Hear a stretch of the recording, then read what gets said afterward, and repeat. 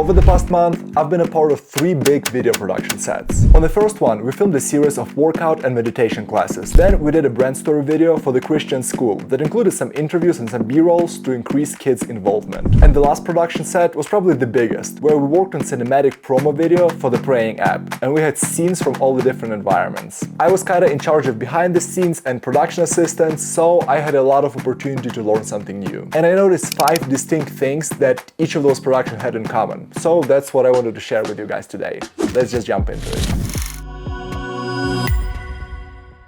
First one, and this one is hardest to not see, is lighting. I can't even describe how much attention goes into controlling the light of the scene. Take a look at this cinematic sunset shot. You think it's just a natural sunset light on top of the hill, right? Well, almost. It's 3 people holding ginormous light diffuser on one side and another 3 people holding blackout sheet on another end. Same story with workout videos. It was an all-day shoot and there were 2 to 4 tiny windows on the ceiling of the gym. The problem is, because the sun is changing its position throughout the day, we could expect different lighting that the sun was casting through those windows throughout the day. So our director of photography literally figured out how to climb the roof and put a blackout, like kind of trash bags over the top of those windows to cover and to block the sunlight, so at the bottom, like inside of the gym, we have a full control over the lighting. What I'm trying to say is that there's no waiting to correct stuff in post-production. Everything needs to literally look perfect during the production phase. However, one thing I need to mention is there's also a lot of experimentation that goes into that. For example, when we were filming interviews for the Christian school, we didn't get the room that we initially thought we were gonna do the filming at, so it was a completely different room and we needed to figure out how to make it look nice. We didn't want to make the light too brutal, but we also wanted to give it that cinematic look. So it's a lot of moving the light around,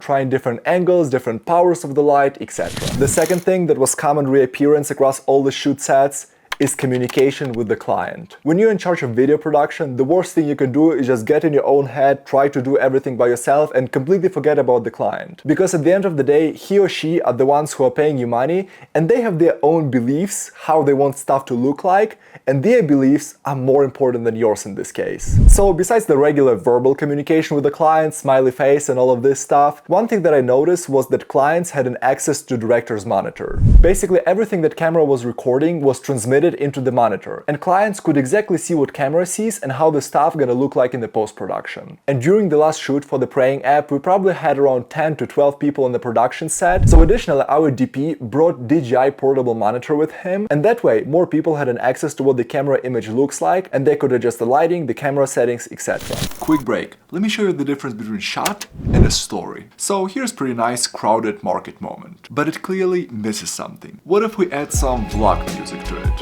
How about some people chatter sound effect? Now, you are really telling the story. Music, sound effects, voiceover is extremely important in pretty much every project. And my favorite platform when it comes to that is Artlist. Just the variety of the stuff they have. Music, sound effects, footage, voiceover. Like, this is everything you need to create a cool story. If you want to check them out, there's the first link in the description. And if you're gonna proceed with the annual plan, this link will give you 2 months free. Check it out and let's get back to the video. Thing in common number 3.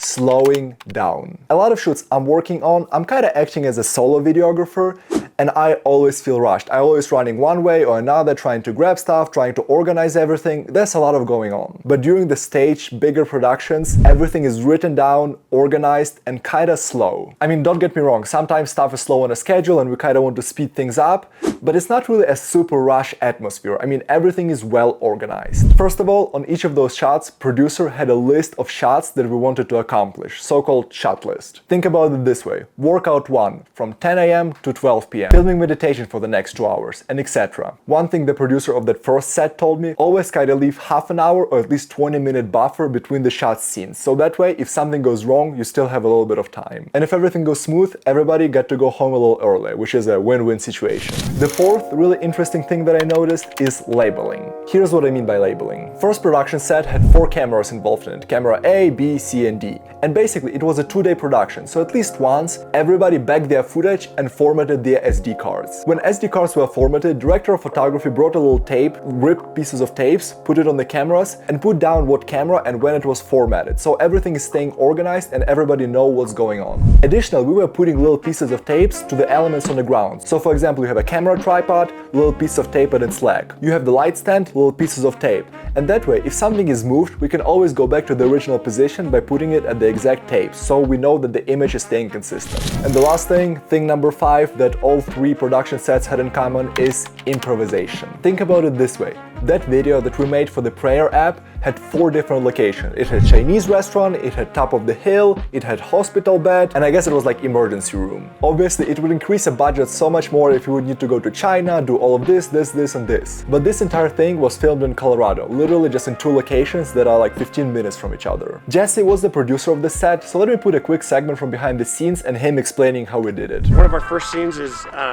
in a Chinese restaurant in China. So we have some exterior shots that we're using from China, and then we have a restaurant here in Colorado that we kind of tried to change the colors. We brought in a lot of props and things to make it feel like we're actually in China. As you saw, Chinese restaurant was a regular matcha place. We just brought a lot of prompts that made it look like China. Actors, some of them were Asian, and obviously a lot of light, a lot of kind of warmer light to make it look cinematic and like it took place in China. Another scene that looked absolutely amazing on camera was a hospital bed. And this scene actually took place in the basement of the church. Again, a lot of props, proper lighting, correct zooming of the lens, and you get it. So as you can see, to get shots that look exactly like China, you don't need to be in China. To get shots that look like hospital, you can do it in a church basement. Just improvise and be creative with it. There you have it. These were 5 things I learned from being on the production sets. Obviously, there were so much more small details. These were just like 5 distinct ones. But if you're just starting out, I would recommend you doing the same thing I did. Just reach out to those bigger production companies, ask them if you can attend the production set, shoot some behind the scenes, and just learn from them. Alright guys, I hope this video was useful. Make sure to check this video out because here's literally the camera rig, camera build that I was filming all those shots with,